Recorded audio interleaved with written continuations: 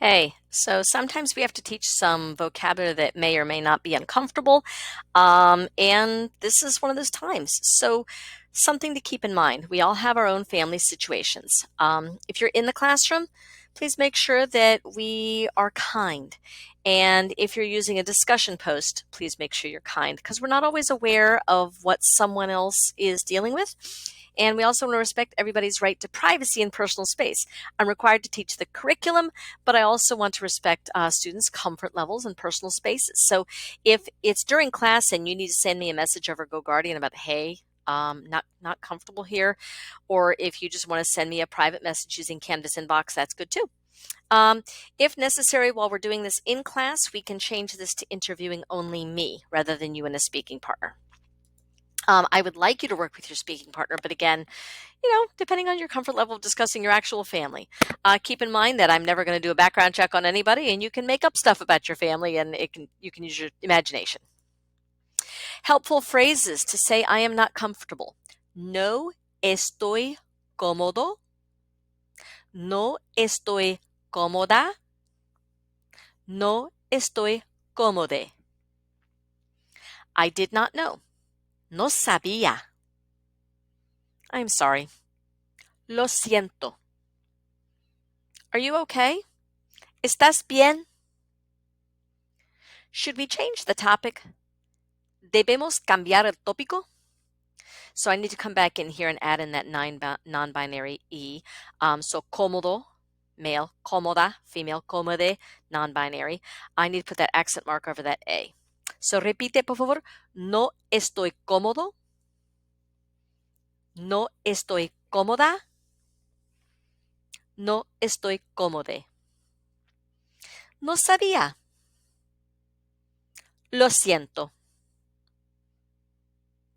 ¿Estás bien?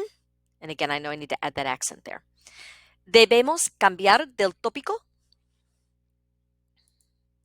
So make sure you understand what these terms mean. In class, I'm going to go ahead and make sure that people actually know what a step parent is or a step sister brother is, what maternal paternal mean, things like that. I had some people asking me in class as we were starting, and I realized that not everybody knows all this stuff. Father-in-law, mother-in-law, son-in-law, daughter-in-law.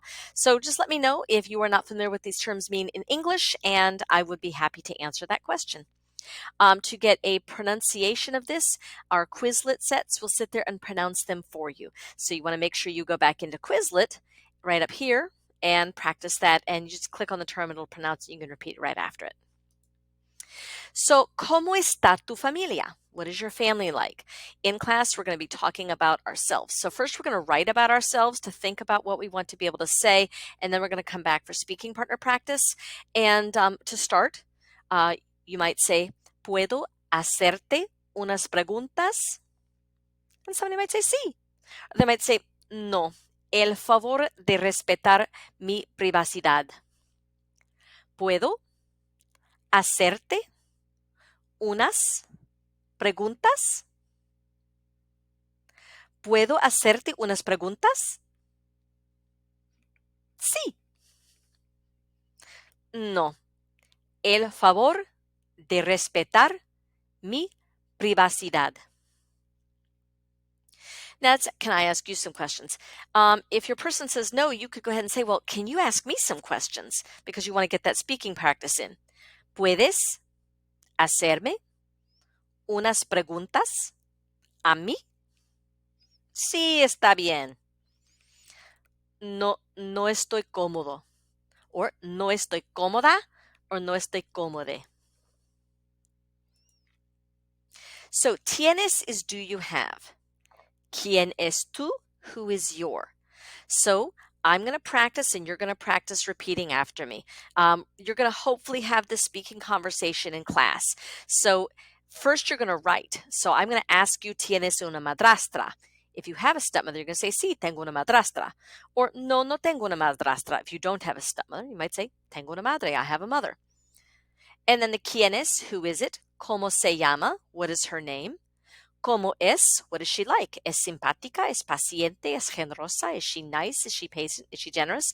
So think about those and take the time to write your own answers out. Hit pause and then come back to this.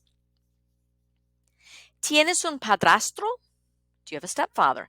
You might say, sí, tengo un padrastro, or no, no tengo un padrastro, tengo un padre. No, I don't have a stepdad, I have a dad. It depends. Every family's different. And then, ¿quién es? Who is it? ¿Cómo se llama? What is his name? ¿Cómo es? What is he like? ¿Es simpático? ¿Es paciente? ¿Es generoso? Is he nice? Is he patient? Is he generous? So at this time, I want you to go ahead and pause and write this down, kind of get the ideas in of what you want to be able to say about your own family. Ready? Pause and go. All right, welcome back. So I'm going to ask you, ¿tienes una madrastra? And you're going to answer. And then I'm going to ask you, what is she like? What is her name? And I'm sorry, who is she? Who is she? What is her name? And then what is she like? Ready? ¿Tienes una madrastra? Oh, ¿quién es? ¿Cómo se llama? ¿Cómo es? ¿Tienes un padrastro? Oh, ¿quién es? ¿Cómo se llama? ¿Cómo es? Now, I want you to throw the questions at me. And just for a little background history, I had a biological mother and she passed away. So I have a wonderful stepmother because my dad remarried. And that is the situation in my family. So go ahead and ask me this question. Pregúntame número uno. Sí, tengo una madrastra. Ask me that one and that one. Ella es Peggy. Ask me this one. Sí, es muy simpática. Now, it is true. You can have a stepmother and a mother. So feel free to talk about whoever you want to talk about or talk about both of them. You might say, tengo una madrastra y tengo una madre, right? Now, go ahead and ask me número dos. No, no tengo un padrastro. Tengo un padre. Ask me this. Mi padre se llama David. Ask me this. No, no es paciente. So you got the idea? And as you can see, this might be why we decide not to talk about some things out loud in class. We're going to see how your comfort level is and see how the general feel is, because everybody's family is different. All right, so I'm going to ask you about a stepsister and a stepbrother. You might say, yes, I have a stepsister and I have a sister. You might say, no, I don't have a stepsister. I have a sister. Same thing with stepbrother. I'm going to ask you if you have a stepbrother. You might say, yes, I have a stepbrother, or no, I don't have a stepbrother. I have a brother. But you know what? You might say you're an only child. Soy hijo único or soy hija única. You might say, I don't have any step siblings, but I have a half brother or a half sister. So go ahead and think about your answers to this. I'm going to ask you, do you have a stepsister? ¿Tienes una hermanastra?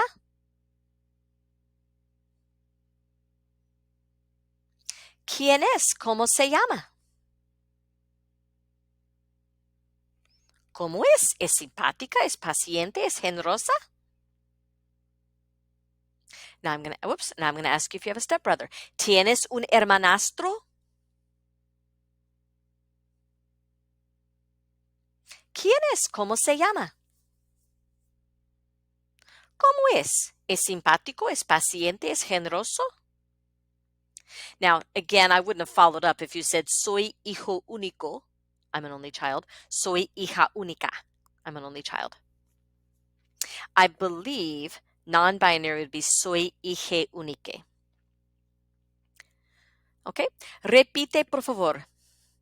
Or not repite, por favor. Go ahead and ask me, ¿tienes una hermanastra? Sí, tengo una hermanastra. Ask me this. Se llama Jenny. Pregúntame. Es muy generosa. Ask me if I have a stepbrother. Say, ¿tienes un hermanastro? No, no tengo un hermanastro. Tengo un hermano. Pregúntame. Mi hermano es David. Same name as my dad. It's okay. Pregúntame. Es muy impaciente. All right, now I know we're heading on to 10 minutes, but we're going to keep practicing because one of the things you specifically told me is that you wanted me to create videos for your use at home to practice that interpersonal speaking. And that takes time. Okay, now as to what these terms mean and if we need clarification, ideally you would get your information from your parent or your guardian.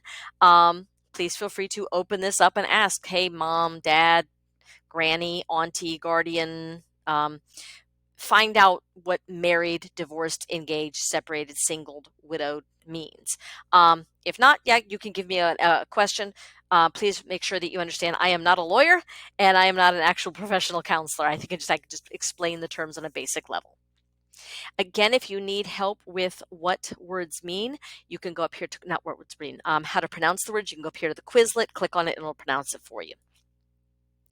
So we're going to write about ourselves, then we might come back to speaking partner practice again to find out if you can ask your partner questions. ¿Puedo hacerte unas preguntas? And your partner might say, no, el favor de respetar mi privacidad. You might want to say, okay, if you don't want to ask the questions, if I can't ask you questions, can you throw them at me? ¿Puedes hacerme unas preguntas a mí? And somebody might say, sí, está bien, or no, no estoy cómodo, or no, no estoy cómoda, or no, no estoy cómode.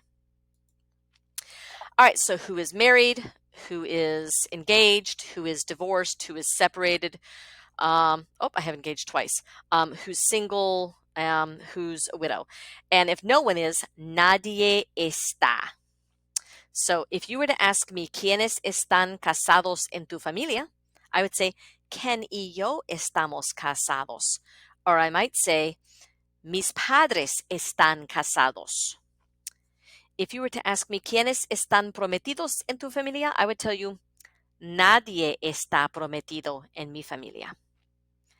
If you were to ask me, ¿quiénes están divorciados en tu familia? I would say, mi hermano está divorciado. If you were to ask me, ¿quiénes están separados? I would tell you, nadie está separado en mi familia. Again, I want to go back and change this. I'm not supposed to have two engagements up here. As for single, go ahead and ask me, ¿quiénes están solteros en tu familia? I would tell you, mi hijo Joshua está soltero. My son's single. ¿Quiénes están viudos en tu familia? I would tell you that my mother-in-law is. Mi suegra está viuda. So these are just some things to practice. Repite, por favor, ¿quiénes están casados en tu familia? ¿Quiénes están prometidos en tu familia? ¿Quiénes están divorciados en tu familia? ¿Quiénes están separados en tu familia? Are you practicing this? Are you pausing and repeating? Sorry, I don't know why I have number 5. Again, the same as number 2. Number 6. Número 6. ¿Quiénes están solteros en tu familia? ¿Quiénes están viudos en tu familia? And if no one is, nadie está. So you might say, Bob y Susan están casados. If you have 2 moms and 2 dads, that's totally cool. That would be Ellie y Nicole están casadas, or George y Fred están casados. Same with the prometidos. I tried to get some pictures in case we need to use them in class. I'm not trying to pick one kind of family style over another. So I hope that helps you, and I hope that gave you a little practice. Please make sure that if you are in class, that we are kind in our classroom discussions, and that we also respect everybody's privacy and space. Gracias.